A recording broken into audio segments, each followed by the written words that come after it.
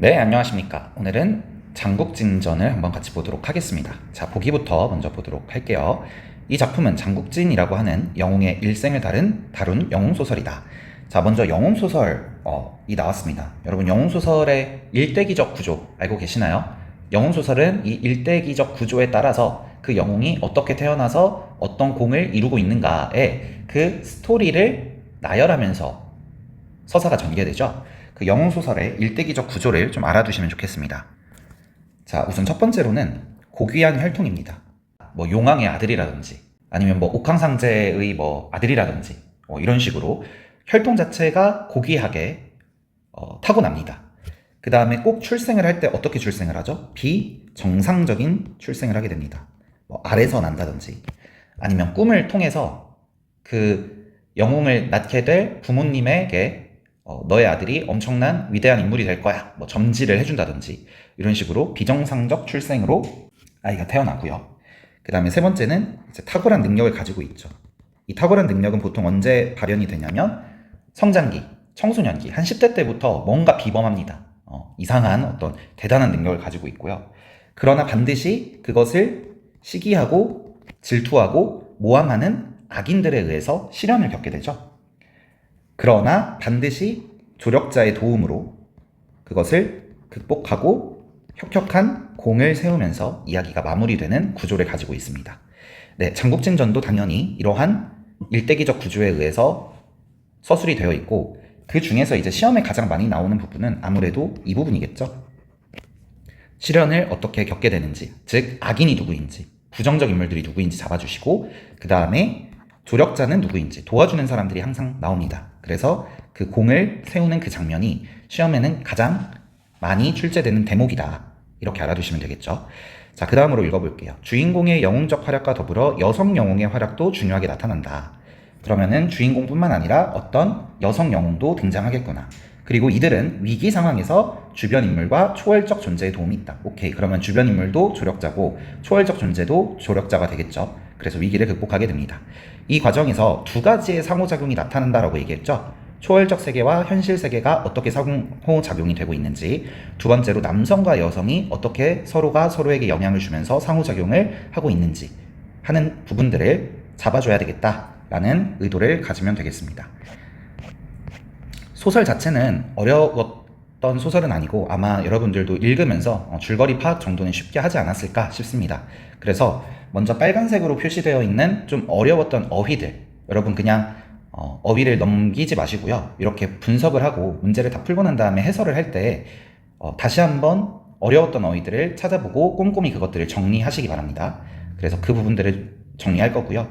그 다음에 노란색이나 이제 초록색으로 되어 있는 부분들 선생님이 하나하나 설명해주면서 줄거리 하나하나를 파악하는 식으로 오늘 해설을 하진 않겠습니다. 중요했던 대목들과 이런 부분들 좀 판단하고 찾아줄 수 있었어야 됩니다. 라고 하는 내용들을 위주로 분석을 진행해 보도록 하겠습니다. 자, 먼저 선생님이 노란 색깔로 표시해 놓은 부분들을 한번 보세요. 모양이라, 뛰어오르리라, 네, 종결 어미 자체가 특이하죠. 이런 종결 어미들은 어떨 때 나오는 것들이냐면 바로 서술자 개입입니다. 서술자가 그 상황이나 어떤 인물에 대해서 판단을 하는 혹은 어떤 자신의 주관적인 정서를 노출하는 것들인데요. 이 부분은 그래도 그 서술자의 정서까지 막 강하게 노출되는 대목은 사실 아닙니다. 그럼에도 불구하고 서술자 개입이 이런 종결 어미를 통해서 표현될 수 있다라고 하는 포인트는 잡아주시고요. 그 다음에 이제 가장 그 서술자의 정서가 강하게 노출되는 장면은 이런 부분이죠. 아니나 다르랴. 그 다음에 누가 구원하여 밝은 빛을 뿌릴 터인가, 이런 부분들은 서술자 개입이 좀 강하게 나타나는 부분이었습니다. 어쨌거나 저쨌거나 이 소설에서 서술자 개입이 굉장히 빈번하게 나오고 있다는 점은 잡아줄 수 있어야 되겠습니다. 자, 그 다음에 초록 색깔로 되어 있는 부분. 자, 첫 번째, 그의 빛나는 준마는 순식간에 그를 황성으로 옮겨주었다.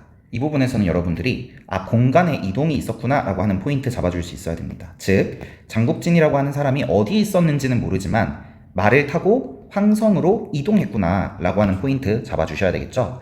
고전소설에서는 특별히 공간의 이동이 굉장히 빈번하게 나오는 경우들이 많습니다. 그런 것들, 공간이 이동할 때마다 각각의 공간에서 어떤 일들이 일어났는지, 어떤 사건들이 벌어졌는지를 정리할 수 있어야 되겠죠. 그 다음에 두 번째, 그가 읽은 천기는 정확하였으니 이 포인트 여러분들이 잘 잡아주셨을지 모르겠습니다.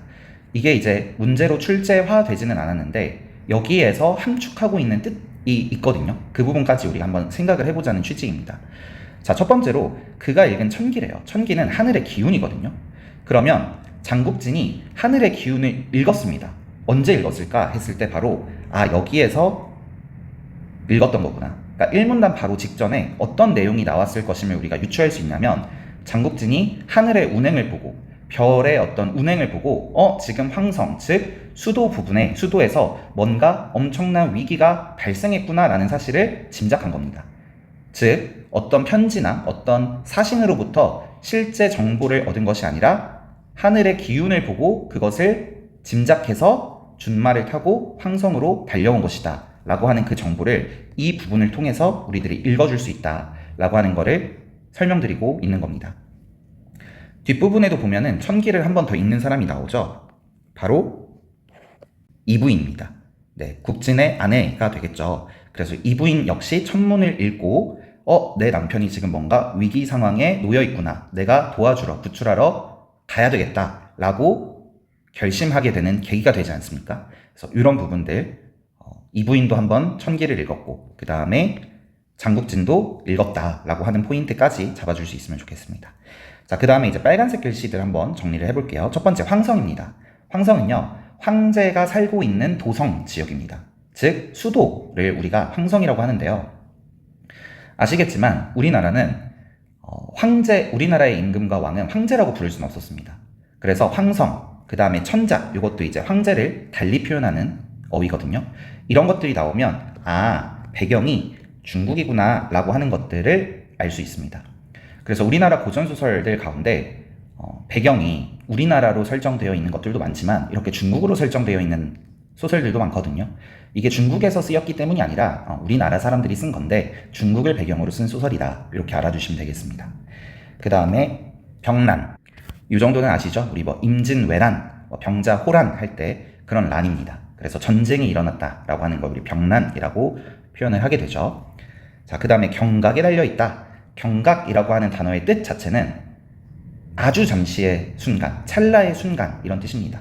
그래서 사자성어로 명제경각 이렇게 나오면 명제경각은 목숨이 아주 순간에 달려있다 해서 굉장히 위태로운 상황을 표현하는 뜻이 됩니다. 그래서 경각이라는 뜻과 명제경각이라는 뜻을 가져가시기 바랍니다. 그 다음에 어전, 바로 임금님의 앞 이런 뜻입니다. 그래서 황성에 도착하자마자 장국진이 임금님께 달려갔구나, 천자에게 달려갔구나 라고 하는 거 알 수 있고요. 소신이 중임을 맡아, 이건 이제 1인칭 대명사죠. 장국진 스스로를 지칭하는 표현이고요. 중대한 임무를 맡아서 이런 뜻이죠. 원방에 가 있었다, 먼 지역, 먼 곳으로 가 있다가 폐하께 근심을 끼쳤사오니 이것이 모두 저의 죄입니다 라고 이야기하고 있는 부분이었습니다. 그 다음에 사직이라는 단어입니다. 우리 사극 같은 드라마 보다 보면 전하 사직을 보전해야 합니다, 종묘 사직을 고전해야 합니다 이런 표현들 나오거든요. 그래서 사직은 국가 혹은 조정 이런 뜻입니다.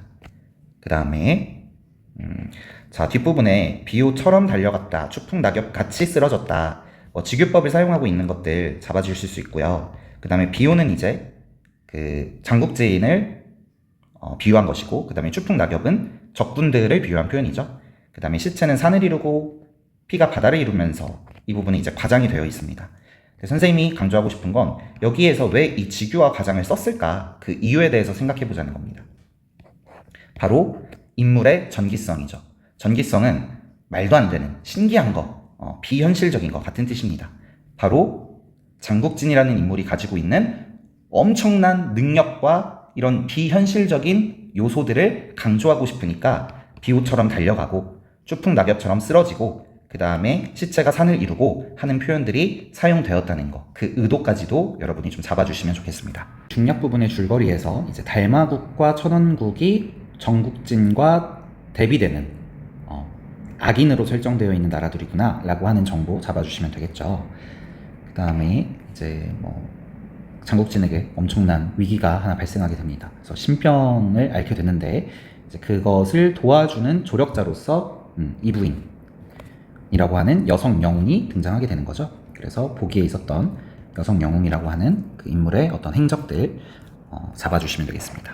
그래서 뭐 쭉 달려갑니다. 그래서 첫 번째로 우선 남장을 해야죠. 이제 전장에서 여자가 이제 뭐 칼을 휘두르고 말을 타고 달릴 수가 없으니까 이렇게 남장하는 모티프, 우리 남장 모티프라고 하죠. 그래서 여자가 이렇게 남장을 하고 전장에 가서 어떤 혁혁한 공을 세우는 그런 모티프들이 고전소설에서는 반복적으로 등장한다라고 하는 거 알아두셔야 되겠습니다. 그래서 이제 이 부인이 떠나려고 하는 그 찰나에 이제 유부인이 갑자기 등장해서 또 도와주는 거죠. 그래서 이 부인과 유부인은 무슨 관계일까? 라고 했을 때 여러분 고전소설을 읽을 때는요 이렇게 부인이 여러 명의 경우가 많이 있습니다. 그래서 우리 처첩이라 그러죠. 처음으로 결혼한 여성이 처고 그 다음에 두 번째부터 이제 맞아들인 부인을 첩이라고 하잖아요. 그 다음에 좀 어려운 말로 이제 정실이 처가 되고 그 다음에 후실이 첩이 되거든요. 그래서 이렇게 위대한 이제 남자 영웅의 어떤 일대기를 그렇게 묘사하고 있는 소설들은요 꼭 결말이 어떻게 되냐면 이 결혼을 여러 번 합니다.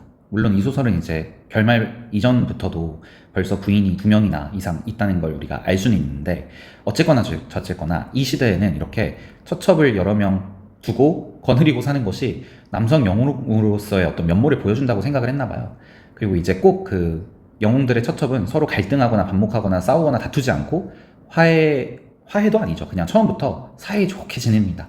서로가 서로를 위해주고 아껴주면서 이런 것들이 이제 현대적인 시선으로 봤을 때는 좀 코웃음도 나오고 좀 뭔가 희한한 포인트라고 생각이 들지만 이 당시에는 이 또한 굉장히 자주 등장하는 반복되는 어떤 소재들이었다, 이야기거리들이었다 이렇게 정리를 해주시면 좋을 것 같습니다. 그래서 이제 후실은요 용왕 부인이 전생의 부모입니다. 그죠? 그래서 그 용왕 부인의 이제 도움을 빌려서 첫 번째 약을 하나 타오고 두 번째 선녀 한 쌍을 데려오게 되는 거죠. 그래서 이 약은 이제 장국진이 먹게 될 것이고 장국진이냐 정국진이야? 장국진이죠. 그 다음에 두 번째 이제 선녀 한 쌍은 이제 군대에서 뭔가 어떤 그 전장에서 역할을 수행하게 될 것입니다. 그죠? 그 다음에 이제 선관이라고 하는 단어 알아두시면 좋겠습니다. 바로 선계에서 일하는 관리를 선관이라고 합니다. 그래서 천상계죠. 천상계와 선계는 같은 말입니다. 그래서 옥황상제라고 하는 왕을 필두로 그 옥황상제를 보필하는 이제 남자 관리들을 선관이라고 하고 이제 여자 관리들은 뭐 선여 정도가 되는 거죠. 그래서 천원왕과 달마왕이 전생의 선관 출신이었고 지금 적거했다. 자, 적거했다라는 것은 우리 적강 모티프입니다. 그래서 전생의 선관으로서 천상계의 존재 그런 인물들이었는데 뭔가 죄를 짓죠. 뭐 욕심을 부린다든지 돈이라든지 명예라든지 이런 것들에 눈길을 돌린다든지 하는 그런 죄로 인하여 천상계가 아니라 이 지상계, 이 땅으로 내려지는 그런 벌을 받는 식으로 사건이 전개되는 것들을 적강 모티프라고 하죠. 그래서 이 강이 승강계 할 때 강자예요. 내려오다 이런 뜻을 갖고 있습니다. 그래서 천상계에서 지상계로 내려진 인물들이 나오는 것들을 우리가 적강 모티프라고 하죠.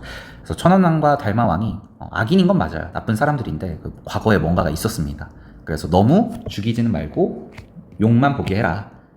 죽이지는 말아라. 왜냐하면 죽여버리면 나중에 원이 될 수도 있다. 이런 이야기들을 듣게 됩니다.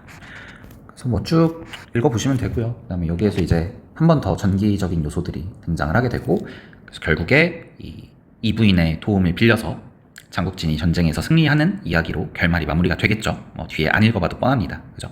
고전소설은 항상 뻔하게 전개된다는 거. 자, 문제만 한번 풀어봅시다. 첫 번째, 대화가 연속된 적이 없죠. 지금 큰 따옴표가 거의 없습니다. 보통 다 서술자가 그냥 쭉 해설하는 대목들이었죠. 두 번째, 과거와 현재의 빈번한 교체. 그런 적 없었습니다. 그냥 쭉 이야기하고 있었고요.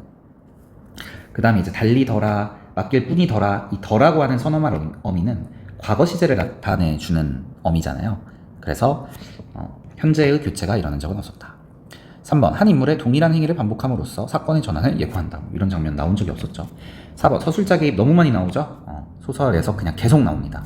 그리고 작중 상황에 대해서 주관적 판단, 누구의 주관적 판단인 거예요? 바로 서술자의 주관적 판단이 드러나는 대목들이 굉장히 많이 있었습니다. 인물의 외양이나 행동을 과장되게 표현함으로써 희화화하고 있다. 이런 것들이 이제 우리 양반전이라든지 아니면 봉산 탈춤 이런 것들 보면은 양반을 희화화해서 묘사하는 그런 장면들이 많이 나오죠. 이 소설에서는 그렇지 않았습니다. 자, 30번 문제. 적절한 거는 넘어가고 적절하지 않은 거 4번 선지만 한번 보도록 하겠습니다. 리을을 보니까 집을 떠나리라. 달마국을 향해서 집을 떠나는 이 부인이 이제 이별을 고하고 장국진을 도와주러 가는 그 대목이었습니다. 그때 갑자기 유부인이라고 하는 인물이 나타나서 이 부인을 또 도와주는 거죠. 그래서 이 부인은 미래를 예측하여 위기에 대비할 수 있는 방법을 국진에게 알려주고 있다. 지금 주어랑 부사어가 틀렸죠? 유 부인이 이 부인에게 알려주고 있는 것이고요. 미래를 예측했다고 할 수 있을까? 네, 예측했습니다. 바로 이 부분이죠. 이렇게 하면 저러저러하게 될 것입니다 라고 미래를 예측해서 도와주는 부분 맞습니다. 그 다음에 A, B에 대한 설명으로 가장 적절한 것은 A 부분에서는 이제 상대 근심을 덜기 위해 그 원인을 자신의 탓으로 제 잘못입니다. 제가 주님을 맡아 원방으로 갔던 탓에 이런 일이 생겼습니다. 이 전쟁이 끝나고 나면 저를 벌해주십시오. 이렇게 얘기했었고, 그 다음에 B는 상대에 대한 믿음. 내가 어찌 그러겠는가 뭐 이런 느낌이었잖아요. 그래서 경이 있으면 무슨 근심을 하겠는가. 사직을 안보하라. 그래서 명령을 하고 있는 대목 맞았습니다. 마지막 32번 문제입니다. 마찬가지로 적절한 것들은 그냥 눈으로 쭉 읽어보시면 너무 당연한 내용들이라서 굳이 해설하지 않아도 될 것 같고요. 5번 선지 한번 보겠습니다. 이 부인이 국진을 구하기 위해까지 맞죠? 번갯불과 천둥이 무섭게 진동하여 공포 속에서 정신을 잃는 상황을 이겨내는 데에서 무슨 소리입니까? 이 부인이 이런 상황을 이겨내는 게 아니죠. 물론 이제 이 부인이 국진을 구하기 위해 달려간 거니까 남성과 여성의 상호작용이 있었다라고는 얘기할 수 있어요. 그런데 주어가 지금 이 부인이 그 상황을 이겨내는 게 아니고 바로 이 대목 아닙니까? 어느 누구든 공포 속에서 정신을 잃는 것은 당연한 일이라. 즉 적병들이 공포 속에서 정신을 잃게 되었고 적병들이 너무나 무서움을 느꼈던 것이지 이 부인은 지금 여기에서 그걸 느낄 이유도 없고요. 그 다음에 그걸 극복하고 있는 것도 당연히 아닙니다. 그래서 정답을 쉽게 찾을 수가 있겠습니다. 자, 이 부분만 한번 해설하고 마무리할게요. 이 부분이 왜 초월적 세계와 현실 세계의 상호작용인가 좀 고민했을 수도 있는데요. 결국에 선녀들은 초월적 세계에 살고 있는 인물인데 이 부인을 모시고 가서 현실 세계로 가라는 거잖아요. 그래서 현실 세계에 가서 공을 이루라고 부탁하는 거잖아요. 그래서 초월적 세계에 살고 있는 선녀들이 이 현실 세계에 와서 이 부인과 함께 무언가를 도모하고 있는 장면이기 때문에 상호작용이 있었다라고 이야기할 수 있다는 거죠. 네, 오늘 여기까지 하면 될 것 같습니다. 이렇게 마무리하겠습니다. 수고했습니다.